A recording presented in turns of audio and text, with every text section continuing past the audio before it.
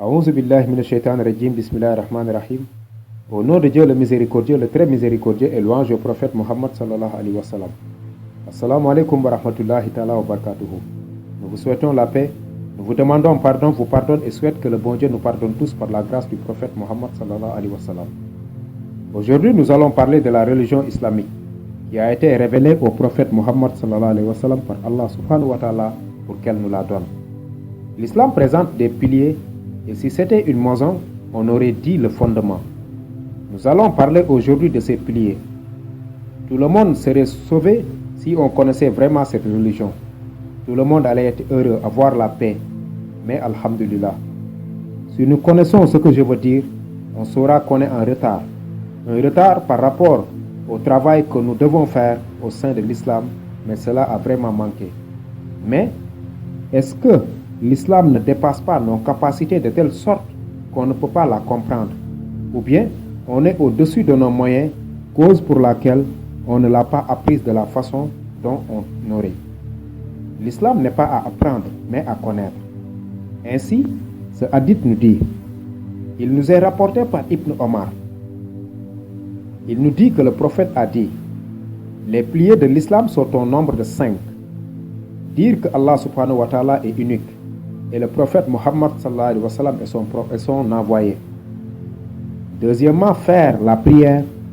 Troisièmement, donner le zakat. Quatrièmement, faire le pèlerinage à la Mecque, même si c'est une fois dans la vie. Et cinquièmement, faire le jeûne durant le mois de Ramadan. Rawahu Bukhari wal Muslim. Donc, le premier fondement de l'islam, c'est la paix. Pour qu'on instaure la paix dans le monde entier, il faut qu'il y ait une application totale de ces piliers. Donc, si nous entendons des gens nous dire d'une nouvelle ordre mondiale par rapport à ce qu'Allah subhanahu wa ta'ala a donné au prophète Mohammed sallallahu alayhi wa sallam, on saura que le prophète Mohammed a été élevé spirituellement à un niveau où aucune autre créature ne pourra accéder des vivants. Mais, cela peut être possible. Mais, cette fois, nous voulons authentifier que notre religion est la plus élevée, la plus véridique, la plus complète, la plus pure à l'examiner de très près. Le manque de discernement conduit à l'ignorance, et je ne dis pas tout ce qui s'ensuit. Cela ne demande pas aussi beaucoup d'études. Apprenons peu, mais faisons beaucoup de recherches pour avoir beaucoup de savoir. On ne demande pas beaucoup d'études pour savoir, ni de peu d'études pour ne pas savoir. Le problème se situe au niveau du manque de discernement et des recherches. Nous pouvons dire que toute chose a une base. Et la base de l'appel de Mohammed sallallahu alayhi wa sallam, qui est le fondement, c'est d'authentifier l'unicité de Dieu. Que tout le monde authentifie l'unicité de Dieu. Qu'on accepte que c'est Dieu qui a tout créé. Et vous aussi, avant d'être un croyant, vous devez d'abord croire que c'est Allah subhanahu wa ta'ala qui a tout créé. Et pour le traduire facilement, dire que toutes ces créatures proviennent de Dieu. Vous qui êtes humain, vous avez le même parent avec les autres créatures. Si vous étiez quelqu'un, si Dieu était quelqu'un qui procréait, ceux qui sont bonnes ou mauvaises ont toutes le même descendant. Et malgré notre différence, nous avons le même descendant. De là, nous devons comprendre qu'il y a un trait d'union entre toutes les créatures. Vous êtes de la même famille. Et cette unicité de Dieu montre que nous tous partageons la même vie, le même monde. Il y a un seul Dieu, un seul monde, il y a une seule vie. Il n'y a pas d'autre chose. Cette unicité nous montre cela partout. Si on se réveille le matin, le système nous amène la nuit. Ensuite, il amène le jour. C'est de cette façon que le monde évolue. Même si on compte les jours à un moment, on va revenir au point de départ. Donc, il y a un seul monde. Il y a une seule vie. Il y a un seul Dieu. Et cette unicité, si vous aimez la méditation de la façon dont vous le faites, il ne vous donnera que cette unicité, le un. C'est pourquoi on ne peut aller au-delà de cette vie. On ne peut cerner la vie. On ne peut sortir de la vie. Nul ne peut sortir de ce phénomène qui amène le jour, le faire disparaître pour apporter la nuit, car il n'existe pas autre chose. Cela nous fait comprendre qu'il y a une chose qui tourne comme un cercle. Le monde aussi c'est pareil. Donc, Cette unicité se manifeste sur tout ce que nous voyons. La configuration du monde montre l'unicité de Dieu. Depuis la création du monde jusqu'à présent, certains peuvent être contents ou mécontents. On peut avoir la quiétude comme on peut être inquiet. On peut vivre comme on peut mourir. On peut être riche comme on peut être pauvre. La création du monde, depuis la création du monde, tous les problèmes que nous essayons de régler n'auront pas de solution. Et cela toujours montre son unicité. Si c'était Dieu, alors nous pouvions passer d'une situation à une autre. Tout ce que nous venons de dire, c'est montrer l'unicité de Allah subhanahu wa ta'ala. Ce qui reste, je ne peux pas le dire. C'est à toi d'y méditer et tout ce que tu ne comprendras pas, vous allez m'appeler. Cela nous permet de comprendre que le fonctionnement de l'islam se base sur 5 piliers. On a parlé de l'unicité de Dieu et c'est lui qui a envoyé le prophète car il faut qu'il y ait un messager et c'est lui qui doit venir apporter le message. Et c'est le prophète Muhammad sallallahu alayhi wa sallam, c'est ça le premier pilier. Car Muhammad sallallahu alayhi wa sallam, c'est lui que Dieu nous a dit de suivre. Et le suivre, c'est suivre Allah subhanahu wa ta'ala. Qu'est-ce que c'est que suivre le prophète? C'est essayer de le ressembler. Si le prophète applique tout ce qu'Allah lui ordonne, c'est celui qui ne fait que ce que le bon Dieu veut.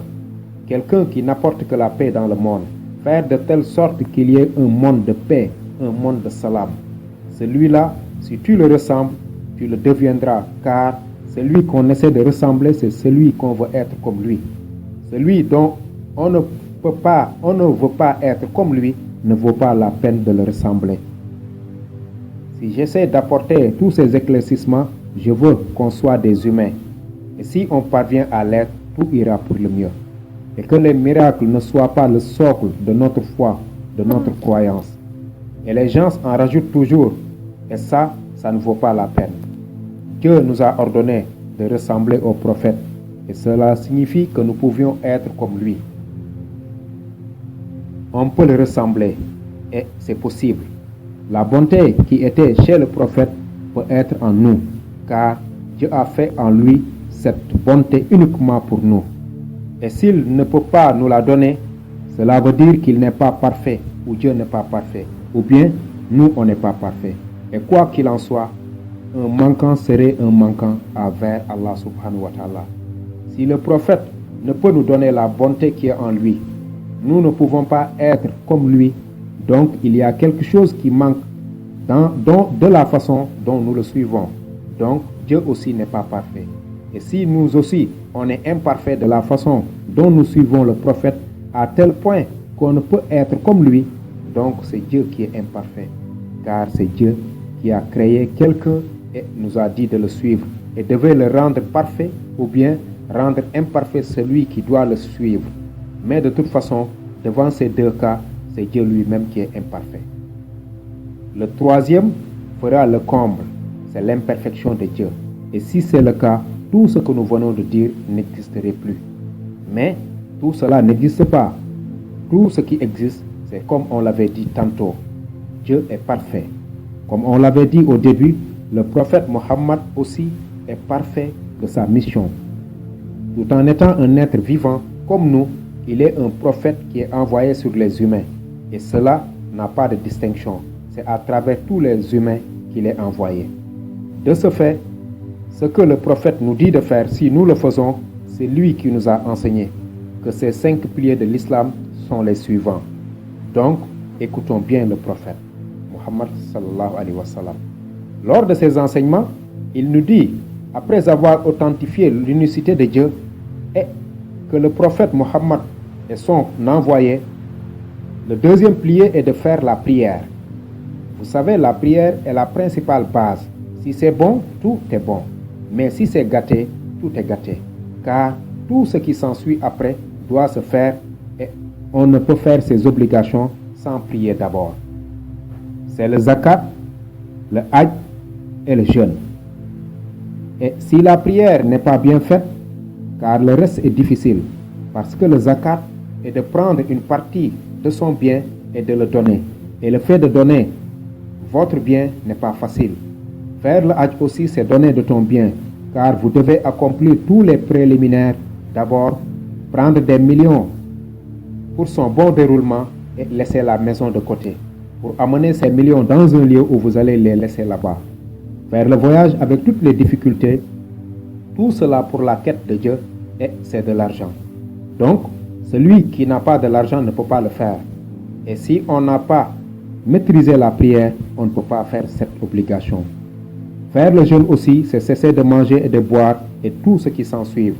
Tout ceci, si on n'a pas maîtrisé aussi la prière, on ne peut pas le faire. C'est pourquoi on a dit au jour du jugement dernier, si on a réussi la prière, on a tout réussi. Mais si on l'a échoué, on a tout échoué. Ce jugement dernier, c'est l'instant T. C'est la base. La prière aussi, il faut se souvenir d'un plié, du premier plié, avec tout ce que Dieu a dit en y méditant. Car il vous a dit, je suis unique et j'ai tout créé. Comme on l'a dit tout au début, j'ai tout créé et tout m'appartient. Ne m'associez à rien, ce que je ne veux pas. Je suis le maître, nul ne doit m'associer. Mais pour l'association, il y a beaucoup de sous-entendus. Dès lors qu'on a cessé de prier, on a oublié. Et tant que tu pries, tu te souviendras de tout. Moi, je suis un Africain, mais ce Chinois ne fait pas partie de Dieu, donc vous associez Dieu. Ou bien ce Blanc ne fait pas partie de Dieu, vous associez Dieu aussi. Ou l'Américain ou le Mexicain, donc vous associez, car ils sont tous été créés par Dieu. Ou bien un autre ne croit pas en Dieu, alors il ne fait pas partie de lui. Vous associez Dieu. Laissez Dieu avec ses créatures. Ta préoccupation est d'essayer de comprendre que c'est Dieu qui a tout créé avec sa force, sa puissance, donc c'est lui qui oriente qui il veut vers n'importe quelle direction. Et chaque créature a une mission et c'est Dieu qui ordonne ses missions. Donc, soyons prudents. Essaye de comprendre que nous partageons la paix. Celui que tu crois être sur un autre chemin, qu'il n'est pas dans la bonne direction, essaye de le conscientiser sur le chemin dans lequel il est. Ne dis pas qu'il sera exactement comme je suis. Il peut être sur un autre chemin, mais vous pouvez l'aider à devenir ce qu'il doit être sur le chemin où il est. Prenons un exemple. Celui-ci est un voleur, ou bien un bandit, un trafiquant de drogue ou d'armes. Il ne peut pas cesser ses activités, mais vous pouvez le convaincre à ce qu'il vous dise, vous révèle tous les rouages de ce métier, de telle sorte, vous aussi, vous pouvez y avoir beaucoup de connaissances, à pouvoir faire attention sur ses pratiques, mais aussi aider les autres à faire attention. Et pourquoi pas ne pas apporter son aide pour que vous puissiez aider aussi les autres comme lui. Donc, vous l'avez aidé sur ce chemin. Pour pouvoir aider quelqu'un, il faut être ingénieur, afin de pouvoir apporter de l'aide à beaucoup de personnes. Mais mettre les gens dans le droit chemin ne signifie pas que tout le monde doit venir vers moi pour vendre la même marchandise. Non, ce n'est pas possible. Dire que tout le monde au marché de vendre des tomates, ce n'est pas possible. Si vous voulez du poisson ou des légumes, alors que tout le monde vend des tomates. Ou bien, si tout le monde était des vendeurs, alors qui va acheter?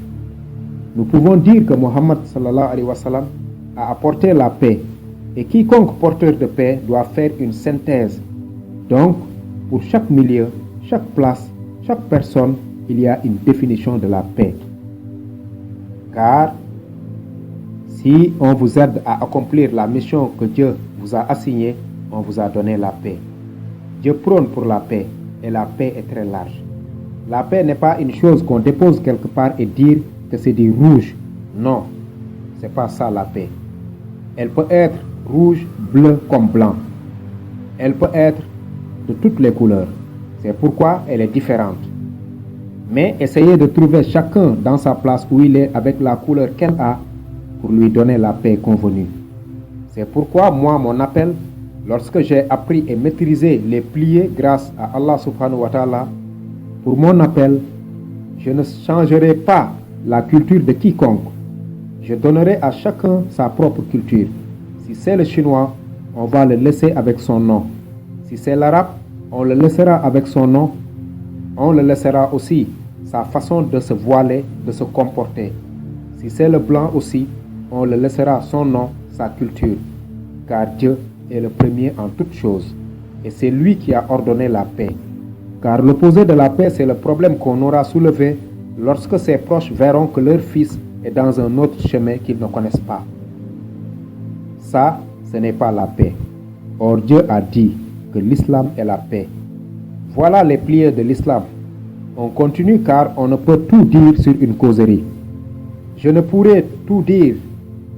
Ce que je connais est, si on prenait la mer comme encre pour l'écrire, ça n'allait pas finir, ça ne va pas finir. Ce n'est pas moi, mais c'est Dieu qui est comme ça. Si c'était moi, un vers serait trop, car je ne sais rien. Tout dépend de Dieu. Donc, voilà les piliers et voilà la prière. Pour prier, c'est être en communion avec Allah subhanahu wa ta'ala tout en méditant sur le prophète Muhammad sallallahu alayhi wa sallam, qui est son messager. Car être en communion avec Dieu, c'est se souvenir de l'autre, bien qu'on n'est pas la même personne, mais on partage la même vie. La prière vous rend souple. Rendre le cœur souple et l'esprit, c'est une méditation. Il faut méditer sur la vie, méditer sur la grandeur de Dieu, méditer sur la force, la puissance, voir les jours, les nuits, voir le soleil, le ciel, voir la vie, la mort, méditer sur tout ce qui se passe dans la vie, le sentir dans le cœur. Cela vous donnera plus d'amour envers Dieu, plus d'envie de le suivre et envie d'être avec lui dans votre cœur.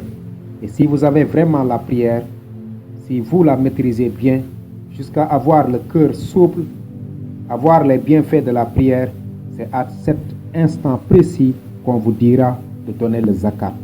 Et vous allez l'accepter car vous le pouvez maintenant. Et vous pouvez faire plus que cela car vous êtes dans une autre dimension. Le zakat est de prendre une partie de vos biens pour aider les autres. Mais là aussi, ne disons pas que celui dont je partage la même religion, c'est lui que je donnerai le zakat. Mais non. Le croyant, pour le comprendre, il faut retourner dans les piliers, c'est-à-dire tous les êtres vivants sont des croyants. Ceux qui sont les démunis parmi ces croyants ont besoin de ce zakat. Et nous avions dit que la nouvelle ordre mondiale, tout le monde devait être en paix. Et cela n'est pas d'une façon où les uns seront fous, les autres meurent, certains ont de l'argent, d'autres n'en ont pas, les autres vont se profiter sur l'état des fous et des démunis. Mais non, la nouvelle ordre mondiale a été dit par le prophète Muhammad sallallahu alayhi wa sallam. Et ce sont les piliers qui sont les principales bases. Et ça, c'est la vérité. Observons bien les bases, car je ne l'ai pas dit, mais c'est dit dans le Coran. La nouvelle ordre mondiale que le prophète nous a dit est que tout le monde ait la paix, tous pareils. Tout le monde mange et boive à sa faim. Avoir le plus de bien que l'autre est une logique. Je l'avais dit dans les causeries passées. Sur les doigts de la main, ils sont différents. C'est une différence, mais pas une supériorité. On peut avoir des milliards, un autre a des millions, mais qu'il n'y a pas de faim dans le monde. C'est un système qui a amené la faim, mais un autre système peut amener le contraire. Un système est une pensée d'une ou des personnes qui ont créé la pauvreté pour donner le pouvoir à l'autre. Mais il pourrait créer un système qui lui donnerait plus de profit, mais qu'il n'y aura pas de pauvreté. Et quel est le but de la richesse? Car nul ne peut vouloir la richesse jusqu'à l'obtenir. Avoir toutes les richesses possibles ne veut pas dire qu'il n'y aura plus de richesse, car Dieu est richesse. Les milliards que nous entendons, autant que vous pouvez en avoir, il en restera toujours des milliards, car c'est Dieu qui est milliard. Avec toutes les beautés qu'on a, il y aura toujours de la beauté, car Dieu est beauté. Avec toute la force possible, il restera toujours de la force, car Dieu est force. Autant d'ingéniosité et de créativité, il en restera toujours, car Dieu est tout cela. Autant de gravitude et de dimension, il en restera toujours, car Dieu est gravitude et dimension. Tout ce que tu veux et l'obtiens, il en restera, car Dieu n'a pas de début ni de fin. Donc, essaie d'apporter une limite à tout, de la façon dont le corps a limité la vie, car c'est le corps qui va limiter votre vie. Donc, si on vous dit la vie, c'est un nombre fixé déjà qui va déterminer l'arrêt de cette vie pour en partir dans une autre. Ce qu'on veut vous faire savoir est que c'est comme le corps qui va écourter la vie. Donc, avec leur richesse, les gens pouvaient s'entraider afin d'éradiquer la famine. Tout le monde doit manger à sa faim, se soigner. En cas de maladie, avoir une vie équilibrée. Tous les hommes à travers le monde doivent avoir toutes ces opportunités. C'est ça la nouvelle ordre mondiale. Mais un monde où il y a un déséquilibre de la richesse, les autres meurent, les morts en finir, comme on l'a dit en Afrique, pendant des siècles et des siècles, il y a des morts. L'Afrique, pendant des siècles et des siècles, ils sont malades. L'Afrique, pendant des siècles, vit dans la misère, la précarité, la douleur, la souffrance. Donc, si on lui rajoute des souffrances, cela n'aura pas d'effet sur elle, car c'est ça sa vie de tous les jours. Elle ne connaît pas autre chose. C'est ça sa vie. On peut éradiquer tout cela sans soulèvement, dans le calme, car à l'heure actuelle, ces genres de pratiques sont à bannir et le prophète Mohammed sallallahu alayhi wa sallam a appelé pour la paix, mais non aux disputes et aux batailles. Faire le djihad chez le prophète, c'est la pratique de la prière. Soustraire au corps tous les désirs afin de pouvoir bien pratiquer tout ce qu'il nous ordonne de faire. C'est ça le zakat. Qu'on ait le désir de donner, qu'on se partage nos biens. Si on a 100 francs, qu'on donne les 1 franc à garder, à la fin de l'année, on les donne aux nécessiteux. Les Arabes possèdent beaucoup de milliards. S'ils avaient compris l'enseignement du prophète Mohammed sallallahu alayhi wa sallam, il n'y aurait plus de pauvreté chez les musulmans.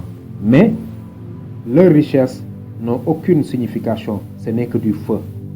On a donné le zakat, on ne peut pas tout dire, pas tout développer, car il n'y a pas assez de temps. Maintenant, on vient au Hajj. Après avoir accompli ce plié, on ne doit pas se limiter à ce niveau. Après, on devait faire une assise mondiale réunissant tous les chercheurs, les savants, les scientifiques, les philosophes de tous les pays musulmans du monde, discuter sur la situation qui prévaut dans le monde, diagnostiquer les problèmes à tous les niveaux afin d'y apporter des solutions. Consolider les acquis et apporter des solutions à tout ce qui manque, car dans tous les cas, dans la vie, il y a du bon et des niveaux qu'on doit parfaire, bien qu'on ait des croyants, bien qu'on les croyait normales. Donc, la Mecque pouvait être un lieu de rencontre, d'échange pour les musulmans en y organisant des séminaires, réunir les penseurs de la religion à cette occasion. La rotation faite autour de la Kaaba signifie des déplacements que nous faisons à travers le monde. Les recherches faites sur Allah subhanahu wa ta'ala, les recherches faites dans le monde, en décortiquant tout et adopter tout ce qui est bon. Cependant, la vie en serait bénéfique pour nous, je dis tout le monde. On serait dans une situation où tout le monde serait heureux, personne ne serait en difficulté. Nul n'aura peur d'un quelconque vaccin qui peut nuire à sa vie, car en ce moment le vaccin de l'islam c'est la bonté. Donc, l'islam a une solution contre cette crise. Et cette solution est entre les mains des Sofiankés. Je dis bien des Sofiankés. Mais je ne dis pas à ceux qui, leur seule solution est de faire exploser des bombes sur les autres en détruisant l'islam. Et ne sont que des satans et rien de plus. Et sachez que c'est l'homme qui a fabriqué l'argent, le vrai comme le faux billet. Pour le prophète aussi, il y a certains qui, au sein de l'islam, se proclament comme des disciples, mais ne font que ternir l'image de l'islam. Par rapport à ce qu'on vient de dire, faire exploser une bombe sur un groupe de personnes jugées être infidèles et crier Allahu Akbar, ce n'est pas vrai. Le geste et Allahu Akbar ne concordent pas. Allahu Akbar, Dieu est grand, donc si Dieu est grand, toutes ces créatures sont ses sujets. Il est le maître de tout le monde. Il faut qu'on réfléchisse et les musulmans doivent combattre ce phénomène et faire sortir de la religion les personnes dont leurs enseignements prônent la violence, la destruction, amènent le retard dans le monde. Ils doivent être sortis de la vie car ils n'en font pas partie.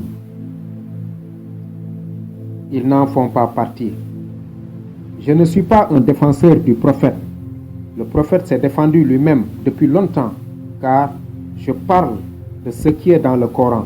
Je ne le défends pas de par ma bouche. Mais je ne fais que dire ce que Dieu a dit car il s'est déjà lui-même défendu. Donc, voilà le zakat, le partage, la religion. À la Mecque aussi, la rencontre qu'on a faite là-bas sur la vie, car Dieu aussi ne se résume pas, comme je l'avais dit la fois passée, sur les anges, après la mort, le paradis ou l'enfer. Non, non, cela n'est pas Dieu, car c'est très petit par rapport à la signification de ce qu'on appelle Dieu. Sinon, regarde toutes les choses. Si on regarde toutes les choses, on saura que bien qu'on peut faire notre adoration à la Mecque pour renforcer notre énergie, car l'énergie fait partie de la vie. Mais mes paroles sont de l'énergie. On marche grâce à l'énergie. Le fait de poser le pied au sol est de l'énergie. Soulever le pied est de l'énergie. Et cette énergie, nous devons renforcer pour renforcer notre puissance ou notre force pour la vie. C'est pourquoi nous allons à la Mecque échanger notre énergie avec nos proches à qui on partage la même conviction, la même croyance. Bien coller à cette énergie, la renforcer, lui donner encore de force, de puissance, car c'est cela, la ilaha illallah Muhammad Rasulullah. C'est pourquoi si on veut une pleine énergie, il faut beaucoup faire le zikr de la ilaha illallah pendant longtemps et après dire Muhammad Rasulullah et ne pas boire de l'eau aussitôt, car l'eau éteint le feu. Dans nos prochains Darsou, on parlera des énergies de l'eau et du feu. Donc voilà la Mecque avec tout ce qu'on a fait là-bas. Et chaque année, on fait la même chose. Donc, chaque année, nous avançons, nous bougeons. Mais si à la Mecque, nous ne faisons que le tour de la Kaaba et ensuite s'adonner aux futilités, je pense qu'il n'y a pas de rendement. Car nous devons exploiter ce pèlerinage sur le rassemblement des croyants pour pouvoir être un bloc d'ensemble sur tout ce que nous faisons. Sur tout ce que nous faisons. Débuter le jeûne ensemble et faire la rupture ensemble. Même si ça fait des milliards de kilomètres d'ici la Mecque, même s'il n'y a pas le soleil là-bas, si on annonce le début du jeûne à la Mecque, tout le monde commence le jeûne. Car ce n'est pas un problème d'apparition de lune, mais d'union, de faire ensemble les choses. Car le début de l'islam, c'est la vie en communauté, mais pas un problème de lune. Même si la lune devait être source de problème, qu'on doit avoir un accord sur le fait que le premier d'un mois donné, on débute le jeûne et le 29 ou le 30, on arrête. Tout doit être concentré à la Mecque, qu'on ait un dirigeant appelé Khalifa. Ce dernier aussi soit à la hauteur. Je ne dis pas n'importe quel Khalifa, mais un Khalifa qui a une connaissance suffisante de comprendre tout ce que nous voulons dire, de ne pas mélanger les choses pour uniquement montrer que l'islam prône la paix, pour permettre à ceux qui ne la connaissent pas ou même la contredit de la reconnaître, enfin de reconnaître sa place dans le monde, car elle participe à la perfection de la vie. Sachez que tout le monde veut la paix.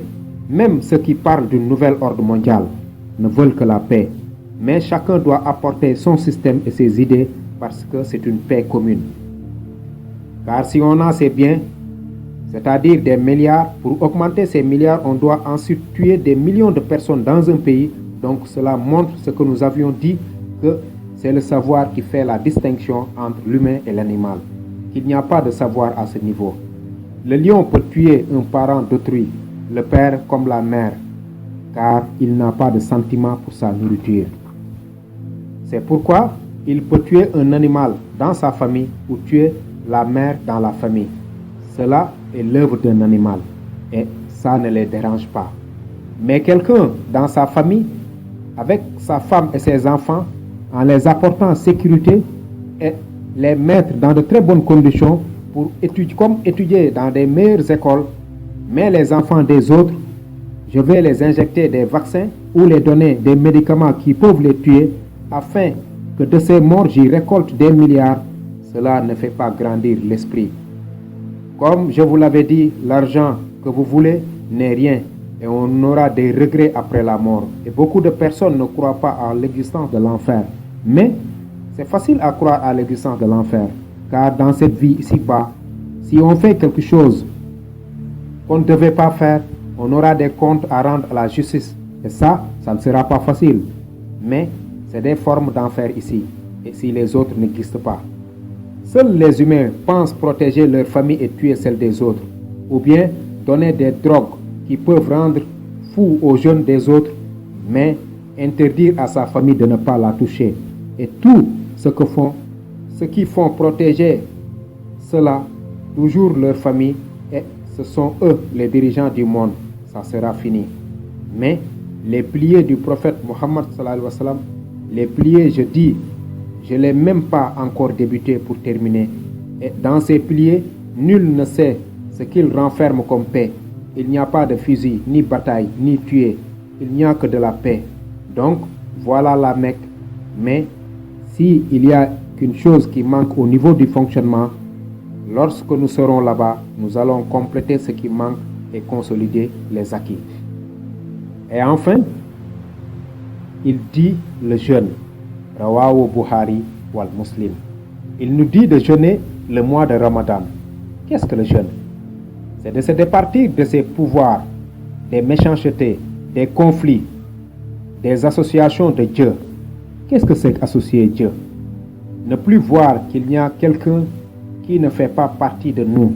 Nous sommes tous les mêmes, parce que celui qui a envoyé le prophète Mohammed sallallahu alayhi wa sallam, c'est lui le tout et partout. Donc le prophète est envoyé sur tout et partout. Il n'est pas l'auteur de ces initiatives. Si c'était simplement lui, personne ne l'aurait suivi. C'est Dieu qui l'a envoyé. Et ce prophète est différent de Mohammed. Car on dit le prophète Mohammed. Si on dit le prophète, on dit Mohammed Rasulullahi. C'est la clé, le sirou. Ce Rasulullahi, son bienfait est de transmettre tout ce qu'il a donné. Ça, c'est Aqiqatul Ahmadiyya. C'est ce qu'il va donner à tout le monde. C'est ça la paix du monde.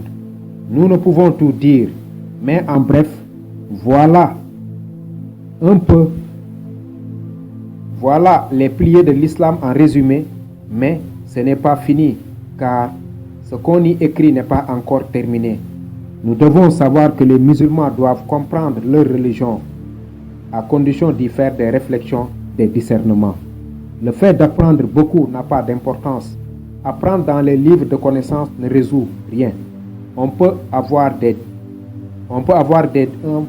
diplômés en doctorat comme dirigeants et ça ne marche pas. Comme ici, surtout en Afrique, avoir de bonnes habitudes, c'est ça un doctorat, c'est ça une maîtrise.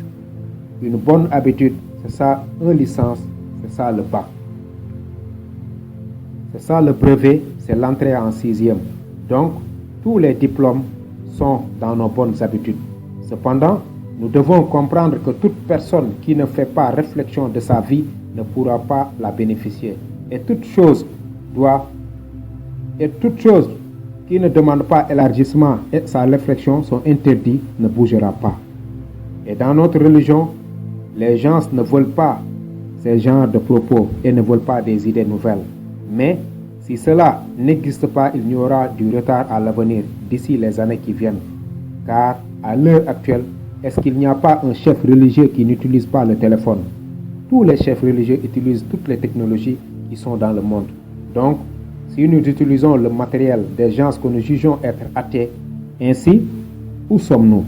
S'ils sont des athées, donc toi qui dis être croyant, tu peux fabriquer un matériel de croyant et cela n'existe pas. Il n'y a qu'un seul monde. On ne peut faire des divisions dans une maison. Les musulmans aussi doivent apprendre à leurs fils des techniques, des connaissances avancées, des sciences, des mathématiques, de la philosophie.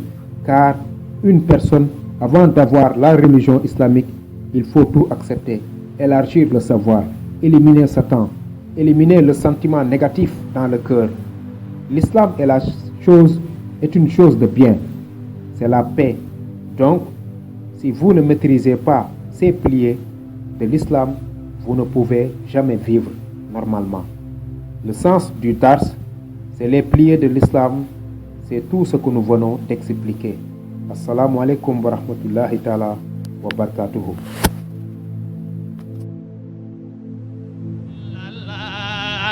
La ilaha illallah borom bi la ilaha